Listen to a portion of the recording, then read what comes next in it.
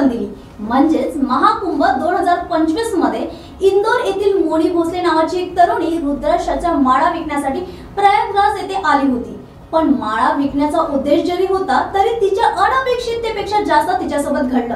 तर ही सर्वसामान्य मुलगी जी मोनी भोसले ही तिची ओळख असून आज ती मोनालिसाच्या नावाने ओळखली जात आहे। तर बघूया या माळा विकणाऱ्या मोनी भोसलेची मोनालिसा पर्यंतची स्टोरी। नमस्कार, मी रोहिणी पोलीस टाइम न्यूजच्या स्पेशल स्टोरी मध्ये तुम्हा सर्वांचे स्वागत करते। नाव मोनी भोसले, मध्य प्रदेशातील खरगोन जिल्ह्यातील महेश्वर गावात राहणारे हे सर्वसाधारण कुटुंब आणि या कुटुंबाचा व्यवसाय म्हणजे रुद्राक्ष आणि मोत्यांच्या माळा विकण्याचा आहे आणि तोच व्यवसाय ते मोठमोठ्या जत्रेत करत असतात। आता महाकुंभ 2025 मध्ये प्रयागराज येथे माळा विकण्यासाठी आलेला हा कुटुंब पण माळा विकत असताना या सर्वसामान्य कुटुंबातील मोनी ही तिच्या नैसर्गिक सौंदर्यामुळे आणि आकर्षक डोळ्यांमुळे ती मोनालिसा या नावाने सोशल मीडियावर प्रसिद्ध झाली।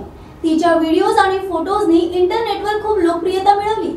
मात्र या अचानक झालेल्या प्रसिद्धीमुळे तिच्या कामात अडथळे निर्माण झाले। तिच्या स्टॉलवर लोकांची गर्दी वाढली, परंतु लोक माळा खरेदी करण्याऐवजी तिच्या सोबत फोटो आणि व्हिडिओज करण्यात अधिक उत्सुक होते, ज्यामुळे तिच्या उदरनिर्वाहात अडथळे निर्माण झाले आणि या परिस्थितीमुळे तिला अपेक्षित असलेलं उत्पन्न मिळू शकलं नाही आणि मग शेवटी या परिस्थितीमुळे तिला आपल्या गावी परतावे लागले। मोनीच्या कुटुंबाने या अनपेक्षित प्रसिद्धीमुळे आलेल्या अडचणीबद्दल चिंताही व्यक्त केली।